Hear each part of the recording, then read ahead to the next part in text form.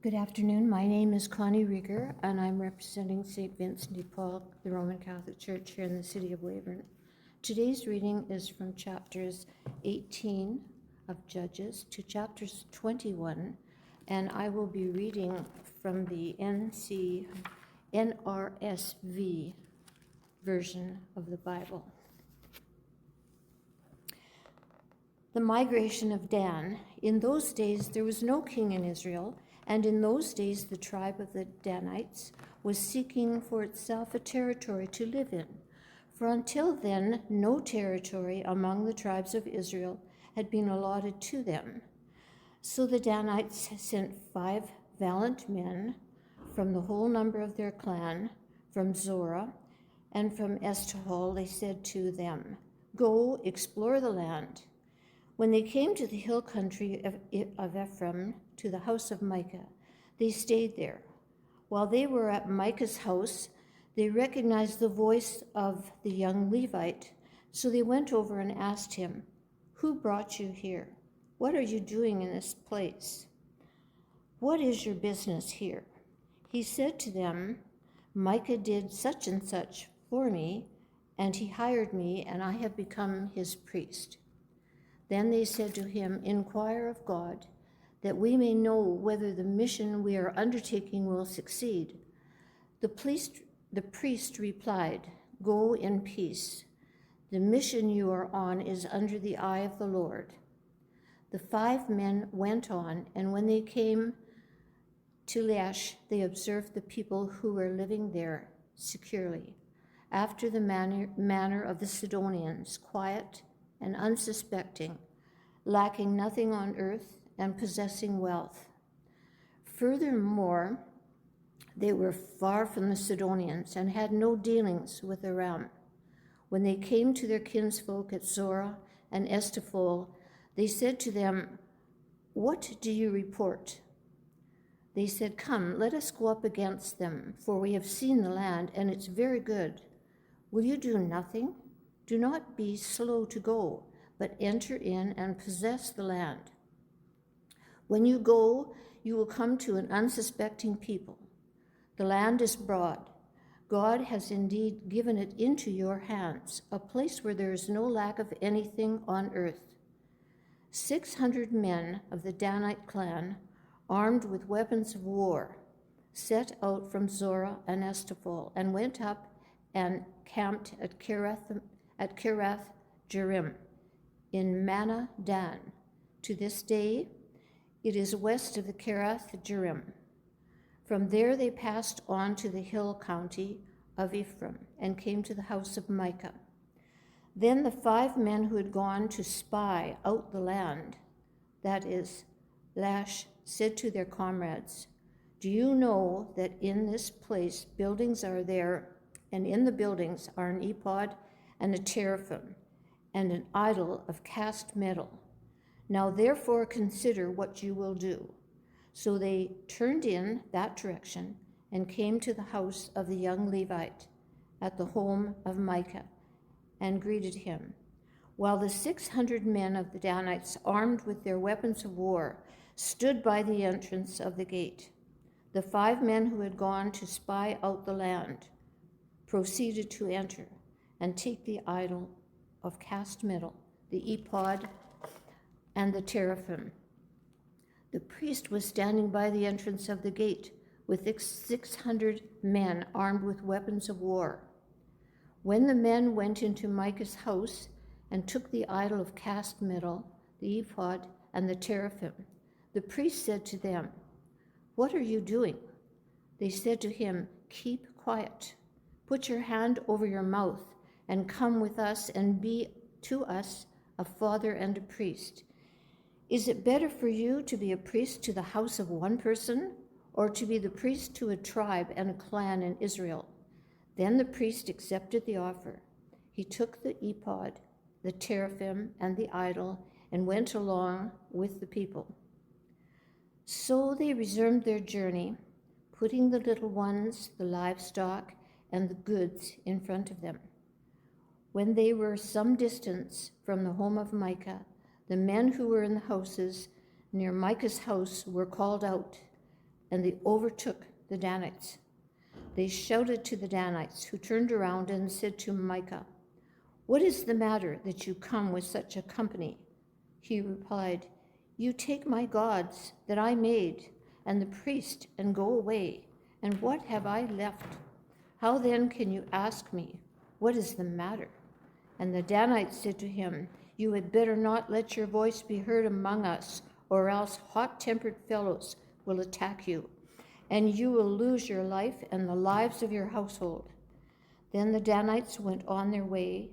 When Micah saw that they were too strong for him, he turned and went back to his home. The Danites settled in Laish. The Danites, having taken what Micah had made, and the priest who belonged to him, came to Laish, to a people quiet and unsuspecting, put them to the sword, and burned down the city. There was no deliverer, because it was far from Sidon, and they had no dealings with Aram. It was in the valley that belonged to Beth Rehob. They rebuilt the city and lived in it.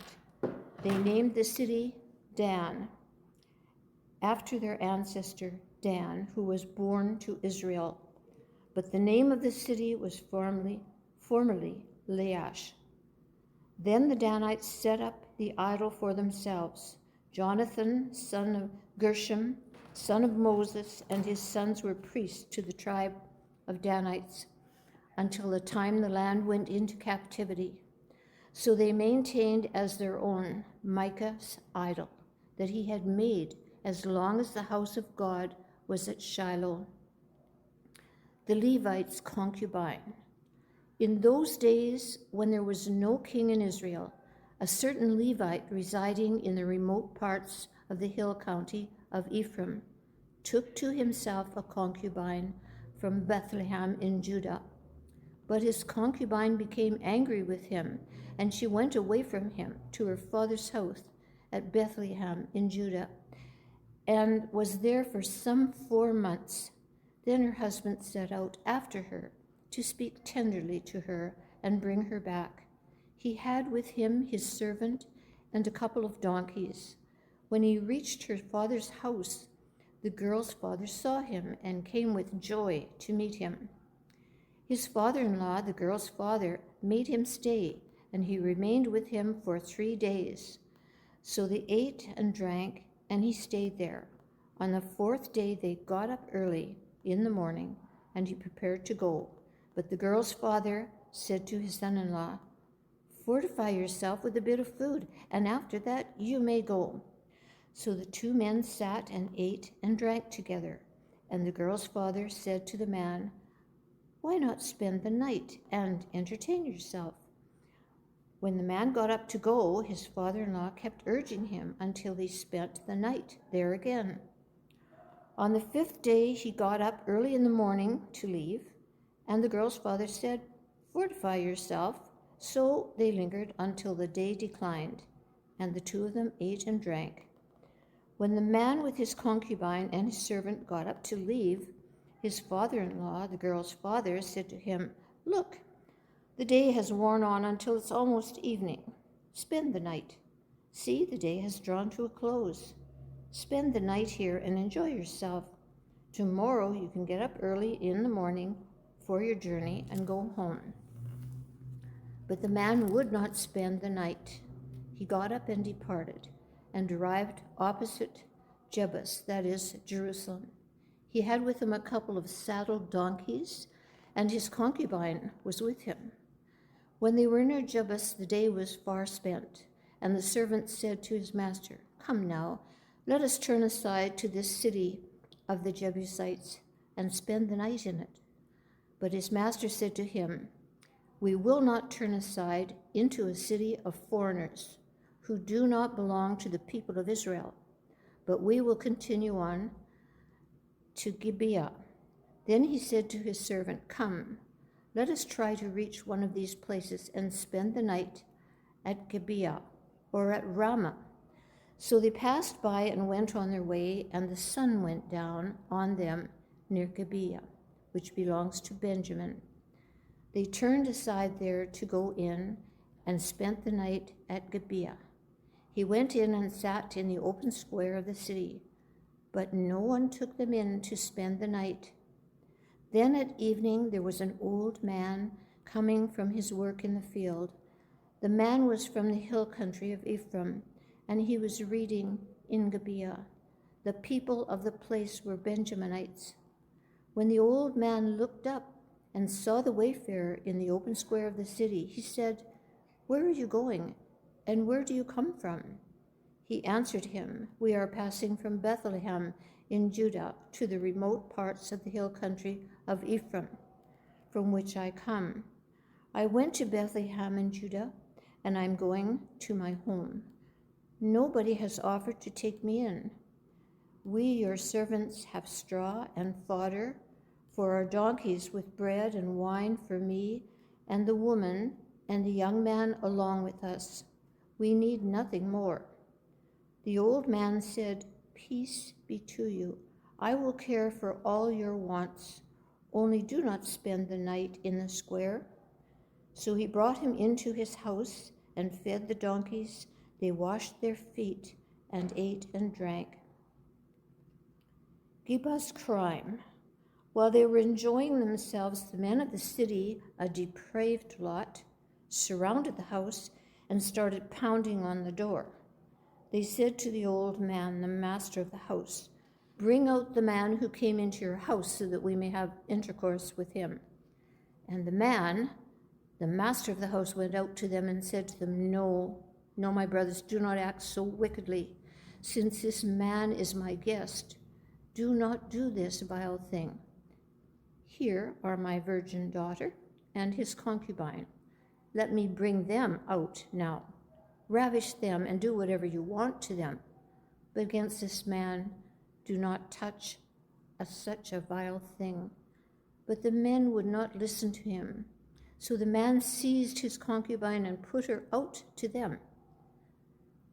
They wantonly raped her and abused her all through the night until morning. And as the dawn began to break, they let her go. As morning appeared, the woman came and fell down at the door of the man's house where her master was until it was light. In the morning, her master got up, opened the doors of the house, and when he went to go out on his way, there was his concubine, lying at the door of the house with her hands on the threshold. "Get up," he said to her. "We are going." But there was no answer. Then he put her on the donkey, and the man set out for his home. When he had entered his house, he took a knife, and grasping his concubine, he cut her into 12 pieces, limb by limb, and sent her throughout all the territory of Israel. When he commanded the men whom he sent, saying, "Thus shall you say to all the Israelites, has such a thing ever happened since the day that the Israelites came up from the land of Egypt until this day? Consider it, take counsel, and speak out." The other tribes attack Benjamin. Then all the Israelites came out from Dan to Beersheba, including the land of Gilead, and the congregation assembled in one body before the Lord at Mizpah. The chief of all the people of all the tribes of Israel presented themselves in the assembly of the people of God, 400,000 foot soldiers bearing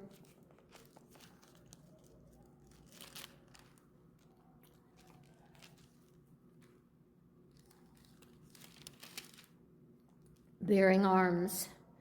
Now the Benjaminites heard that the people of Israel had gone up to Mizpah, and the Israelites said, "Tell us, how did this criminal act come about?" The Levite, the husband of the woman who was murdered, answered, "I came to Gibeah that belongs to Benjamin, I and my concubine, to spend the night. The lords of Gibeah rose up against me and surrounded the house at night. They intended to kill me, and they raped my concubine until she died. Then I took my concubine, and I cut her into pieces, and I sent her throughout the whole extent of Israel's territory, for they have committed a vile outrage in Israel. So now, you Israelites, all of you, give your advice and counsel here and now. All the people got up at once, saying, we will not, any of us, go to our tents, nor will any of us return to our houses. But now this is what we will do to Geba. We will go up against it by lot. We will take 10 men of 100 throughout all the tribes of Israel, and 100 of 1,000, and 1,000 of 10,000, to bring provision for the troops who are going to repay Geba of Benjamin for all the disgrace that they have done in Israel. So all the men of Israel gathered against the city, united as one. The tribes of Israel sent men throughout all the tribe of Benjamin, saying, what crime is this that has been committed among you? Now then, hand over those scoundrels in Geba, so that we may put them to death and purge the evil from Israel. But the Benjamites would not listen to their kinfolk, the Israelites. The Benjamites came together out of the towns to Geba to go out to battle against the Israelites. On that day, the Benjamites mustered 26,000 armed men from their towns, besides the inhabitants of Geba. Of all this force, there were 700 picked men who were left-handed. Every one of them could sling a stone at a hare and not miss. And the Israelites, apart from Benjamin, mustered 400,000 armed men, all of them warriors. The Israelites proceeded to go up to Bethel, where they inquired of God, which of us shall go up first to battle against the Benjaminites? And the Lord answered, Judah shall go up first. Then the Israelites got up in the morning and encamped against Geba. The Israelites went out to battle against Benjamin, and the Israelites drew up the battle line against them at Geba. The Benjaminites came out of Geba and struck down on the day 22,000 of the Israelites. The Israelites went up and wept before the Lord until the evening, and they inquired of the Lord, shall we again draw near to battle against our kinsfolk, the Benjaminites? And the Lord said, go up against them. The Israelites took courage and again formed the battle line in the same place where they had formed it on the first day. So the Israelites advanced against the Benjaminites on the second day. Benjamin moved out against them from Geba the second day and struck down 18,000 of the Israelites, all of them armed men. Then all the Israelites, the whole army, went back to Bethel and wept. Sitting there before the Lord, they fasted that day until evening. Then they offered burnt offerings and sacrifices of well-being before the Lord. And the Israelites inquired of the Lord, for the ark of the covenant of God was there in those days. And Phinehas, son of Eleazar, son of Aaron, ministered before it in those days, saying, shall we go out once more to battle against our kinfolks, the Benjaminites, or shall we desist? The Lord answered, go up, for tomorrow I will give them into your hand. So Israel stoned men in ambush around Geba. Then the Israelites went up against the Benjaminites on the third day and set themselves in array against Geba as before. When the Benjaminites went out against the army, they were drawn away from the city. As before, they began to inflict casualties on the troops along the main roads, one of which goes up to Bethel and the other to Geba, as well as in the open country, killing about 30 men of Israel. The Benjaminites thought, they are being routed before us as previously. But the Israelites said, let us retreat and draw them away from the city towards the roads. the main body of the Israelites drew back its battle line to Baal-Tamar, while those Israelites who were in ambush rushed out of their place west of Jebah. There came against Geba 10,000 picked men out of all of Israel, and the battle was fierce. But the Benjamites did not realize that disaster was close upon them.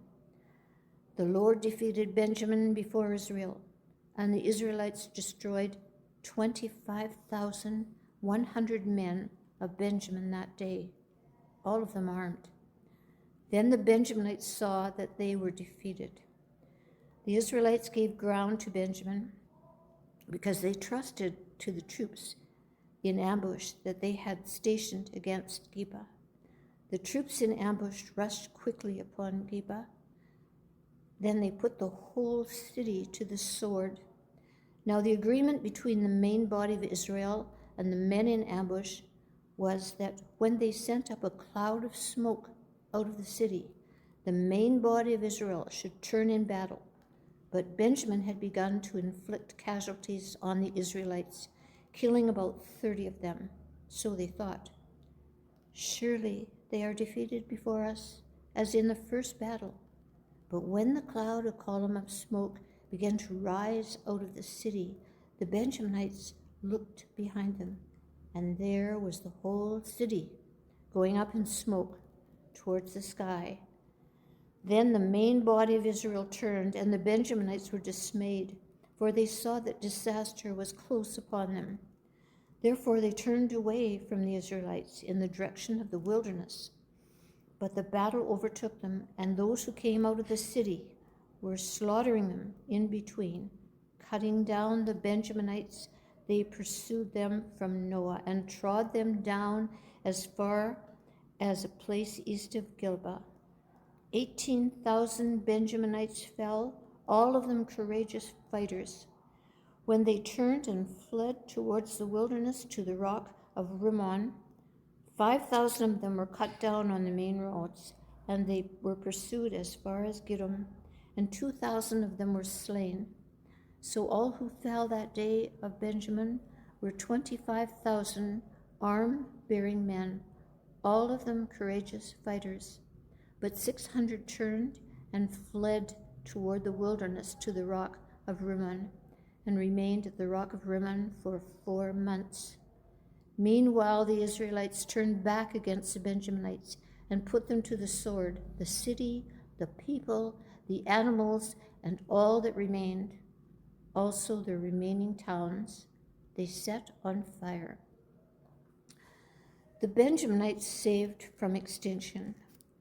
Now the Israelites had sworn at Mizpah, no one of us shall give his daughter in marriage to Benjamin.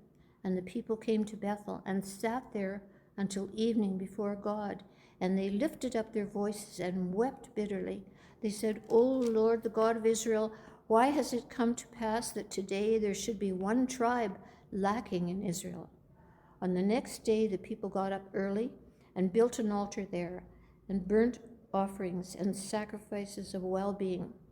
Then the Israelites said, which of all the tribes of Israel did not come up in the assembly to the Lord? For a solemn oath had been taken concerning whoever did not come up to the Lord, to Mizpah, saying that one shall be put to death. But the Israelites had compassion for Benjamin, their kin, and said, one tribe is cut off from Israel this day. What shall we do for wives for those who are left? Since we have sworn by the Lord that we will not give them any of our daughters as wives. Then they said, is there anyone from the tribes of Israel who did not come up to the Lord at Mizpah? It turned out that no one from Jabesh Gilead had come to the camp, to the assembly. For when the roll was called among the people, not one of the inhabitants of Jabesh Gilead was there. So the congregation sent 12,000 soldiers there and commanded them, go put the inhabitants of Jabesh Gilead to the sword, including the women and the little ones. This is what you shall do. Every male and every woman that has lain with the male you shall devote to destruction. And they found among the inhabitants of Jabesh Gilead 400 young virgins who had never slept with a man, and brought them to the camp at Shiloh, which is in the land of Canaan. Then the whole congregation sent word to the Benjaminites who were at the rock of Rimmon, and proclaimed peace to them. Benjamin returned at that time, and they gave them the women whom they had saved alive of the women of Jabesh Gilead. But they did not suffice for them. The people had compassion on Benjamin, because the Lord had made a breach in the tribes of Israel. So the elders of the congregation said, "What shall we do for wives for those who are left, since there are no women left in Benjamin?" And they said, "Theirs must be heirs for the survivors of Benjamin, in order that a tribe may not be blotted out from Israel. Yet we cannot give any of our daughters to them as wives, for the Israelites have sworn, 'Cursed be anyone who gives a wife to Benjamin.'" So they said, "Look, the yearly festival of the Lord is taking place at Shiloh, which is north of Bethel, on the east of the highway that goes up from Bethel to Shechem, and south of Rabbonah." And they instructed the Benjaminites, saying, "Go and lie in wait in the vineyards and watch. When the young women of Shiloh come out to dance in the dances, then come out of the vineyards, and each of you carry off a wife for himself from the young women of Shiloh, and go to the land of Benjamin. Then, if their fathers or their brothers come to complain to us, we will say to them, 'Be generous and allow us to have them, because we did not capture in battle a wife for each man, but neither did you incur guilt by giving your daughters to them.'" The Benjaminites did so. They took wives for each of them from the dancers whom they abducted. Then they went and returned to their territory and rebuilt the towns and lived in them. So the Israelites departed from there at that time by tribes and families, and they went out from there to their own territories. In those days there was no king in Israel. All the people did what was right in their own eyes. The word of the Lord.